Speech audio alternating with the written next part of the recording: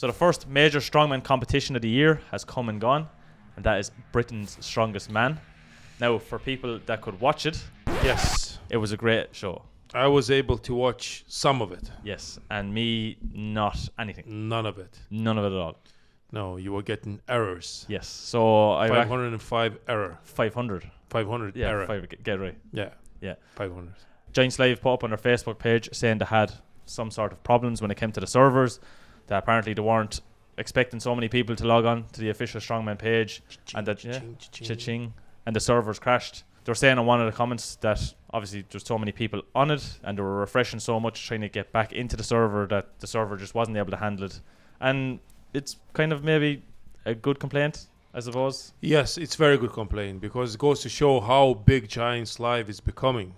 Yeah. If I think a lot more probably Americans are tuning in, maybe Irish as well, public tuning in to watch the strongman competition, and it's good for Giants Live. I know people are kind of were a bit off to say the least. I can see where we're coming from. So for people that watch live streams, for Giants Live, you have to have an official strongman account. Yeah. You have to pay your membership. I think the membership is €8.99 or something like that. I could be wrong, but you can't just say buy the live stream like it used to be on Facebook. You used to pay $6.99 or $7.99 and you'd get the live stream, which in my opinion was more favorable. Yes, I prefer that as well. Because just to pay for one stream, I think it's €5, €6, something like that. Something like that. Yeah. And it was a lot easier because it was a one-off payment. You watched the live stream. I think you got to keep it for 24 hours. I don't know why they changed it though. Maybe they had to pay a big share of that revenue to Facebook. I don't know. It could be, or they're maybe trying to start a community. I can understand for official strongman games and all these things. However, it didn't really go that well because it backfired. There's so many people. I was going through, say, the video they had up an hour beforehand saying that the show was starting, and people were just saying can't get in, server error, can't get in. A lot of people were saying that's it, they're not paying their membership anymore, they're after losing a customer. There's a lot of people saying that. I seen the one person even commented on our channel saying the same thing, that they've unsubscribed to official strongman. And I can see where they're coming from, because if you've been paying $8.99 for a service, then you're not getting the service. Yeah, but I don't know, probably not a very popular opinion. I think it's a bit overreaction. It's just one competition, and Britain, since I would be more upset if it was international Giants Live competition, we kind of we all knew the outcome of the competition. We knew that Tom is competing and he's in phenomenal shape, and we kind of knew what's gonna happen. But at the same time, it's good that it happened now instead of happening with Europe's Strongest Man, for example, where a big competition where the competition will be very fierce. It's very as well, very competitive and entertaining at the same time. So I rather them to fix the problems now instead of the same stuff happening during the Europe's Strongest Man competition. Either way, first show of the year, yeah, had some teething problems. They've said now that they're going to upgrade their servers or upgrade their server package for Europe's Strongest Man.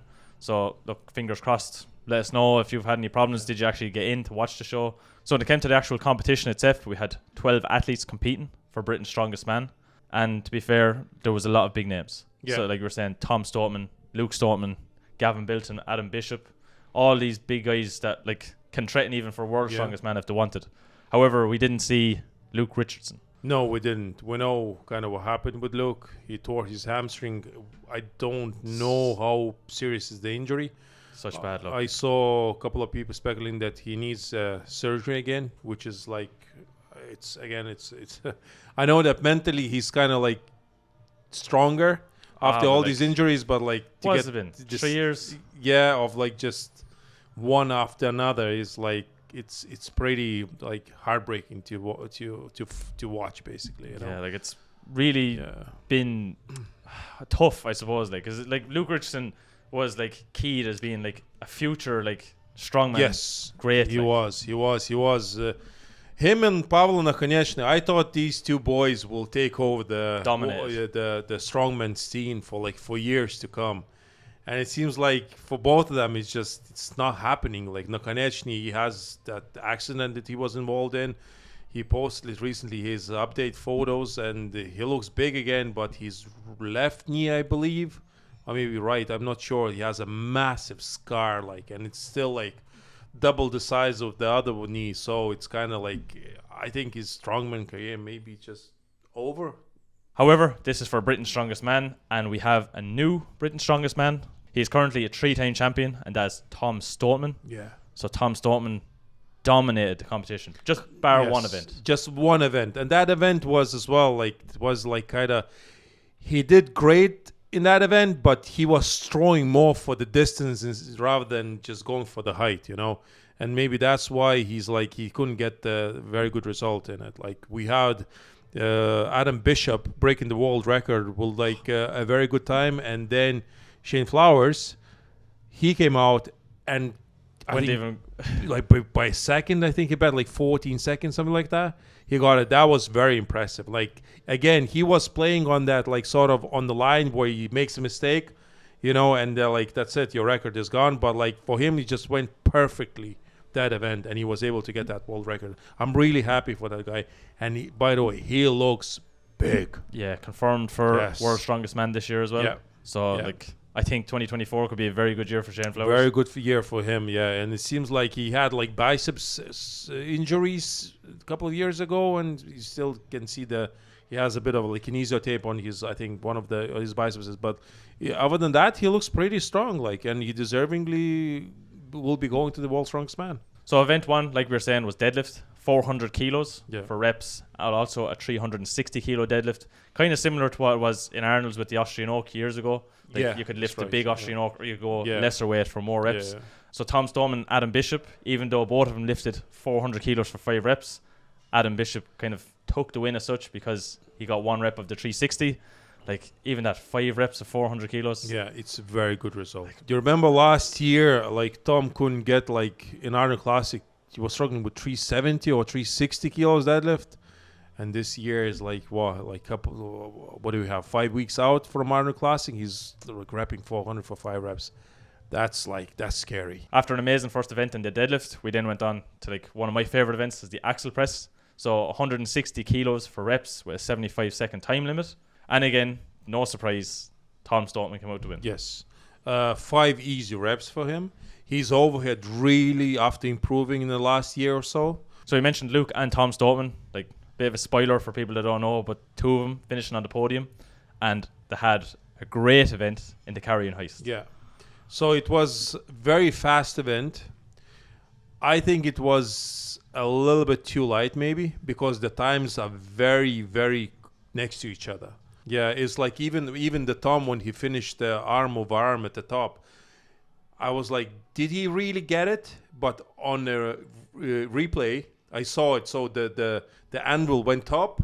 He sort of yanked it up, and then it just dropped it down. So some people were like, was it really a finish? And it was, you know. But it was, to me, it was so close, and it could have been a little bit heavier, you know. So the times weren't that close to each other, because again, it's the event that could have like cost someone who's like very strong a lot of points, like Tom, you know, just make one sort of like a mistake, or let's say with arm over arm, use like what 2 seconds would have cost him like tremendous amount of points. Yeah, we see it in competitions. It's like, say, like if the squat is too light, like you end up having like double-digit reps. So after the carrying heist, we then went on to the sandbag toss. Like we were saying earlier, Adam Bishop breaking the record. He broke the record, and then Shane Flowers came out, and he just annihilated pretty much, and he was very impressive. It was perfect run, perfect, and Tom was pretty good at it, but he was throwing more for the distance rather than for the height, for speed. So, but other than that, like Shane Flowers have the world record, which is nice to have. So then, to finish off the competition, like nearly every Giant Slave competition, we have the Atlas Stones or the Castle Stones. Now, when it comes to the Castle Stones or the Atlas Stones, whatever you want to call them, and you see Tom Stoneman for strongman, like when they see Tom Stoneman. I can't wait for Tom Stoneman to be in just top shape, supreme shape. And then we have like Midge Hooper, Thor's coming back, Martin Zlitz is coming back. I can't wait for Arnold Classic. I think Arnold Classic, like Mateusz, I was talking to Mateusz today a good bit, like he's coming into very good shape. And so it's like, I can't wait for all these guys to battle it out at their best. So like you were saying with Tom Stoneman, probably in supreme shape. Yeah. And I think like that speaks volumes when you see the finishing points. After 5 events and like with a total of 60 points able to be got, he finished with 56 points. Very dominant performance. 56 points out of 60. Yeah. Like very happy for Gavin Bilton as well.